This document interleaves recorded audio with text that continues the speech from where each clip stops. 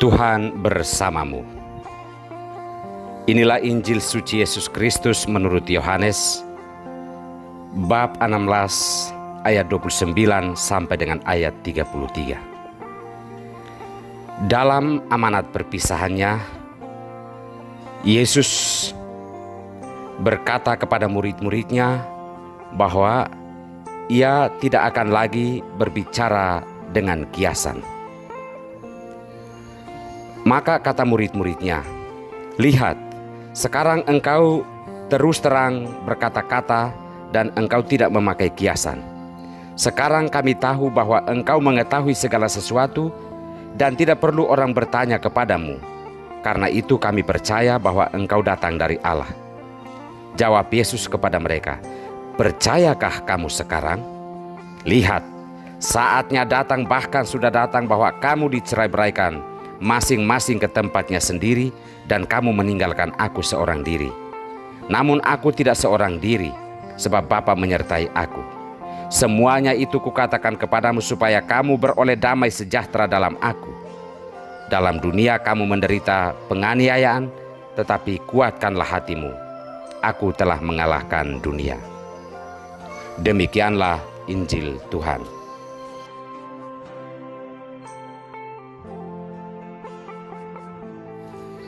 Kita butuh Roh Kudus.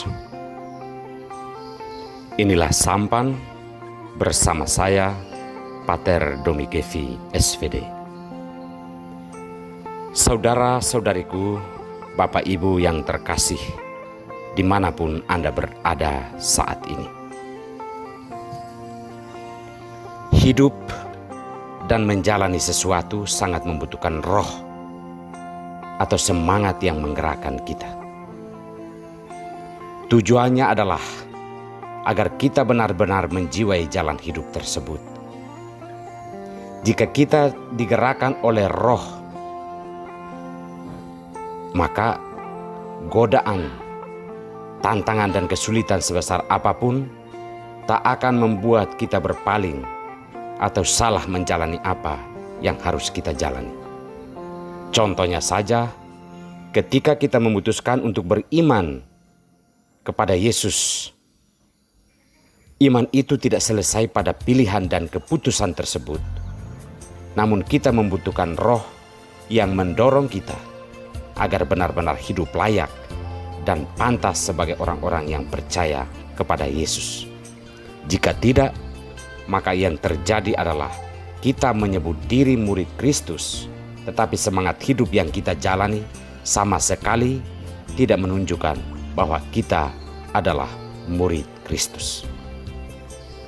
Saudara-saudariku yang terkasih, Paulus menegaskan kepada beberapa orang yang dijumpai di pedalaman Asia dan Efesus bahwa mereka membutuhkan Roh Kudus. Mereka memang telah bertobat sesuai dengan seruan Yohanes Pembaptis dan baptisannya. Namun menurut Paulus, iman akan Yesus tidaklah cukup hanya sampai pada pertobatan. Pertobatan itu harus disempurnakan oleh baptisan dalam nama Yesus. Hal ini bukan berarti bahwa baptisan Yohanes tidak sah. Namun menurut Paulus, hidup ini harus terus berjalan, dan hal ini membutuhkan dorongan Roh Kudus agar mereka menjiwai kemuridan sebagai pengikut Kristus. Apa yang ditekankan Paulus? Bahwa menjadi murid Kristus, kita harus lebih daripada hanya sebatas jumlah. Roh Kuduslah yang akan memberikan kekuatan dan dorongan agar kemuridan itu menampakkan perbedaan dari sekedar sebuah kerumunan massal manusia. Setelah mereka menerima Roh Kudus, semangat hidup mulai kelihatan ada perkembangan. Mereka dapat berkata-kata dalam bahasa roh dan mampu bernubuat. Kemuridan kita sebagai pengikut Kristus tidak hanya sampai pada terdaftarnya kita pada suatu komunitas yang disebut gereja, namun harus sampai pada pencapaian kualitas hidup sebagai murid Kristus yang mampu memberikan kesaksian hidup yang benar kepada dunia. Yesus dalam Injil hari ini menantang para muridnya yang kelihatan mulai semakin yakin dan percaya kepadanya. Yesus menantang mereka untuk melewati zona nyaman di mana mereka merasa bahwa mereka telah yakin bahwa Yesus datang dari Allah. Yesus menunjukkan bahwa akibat dari iman tersebut adalah mereka akan dicerai-beraikan dan mereka akan meninggalkan Dia.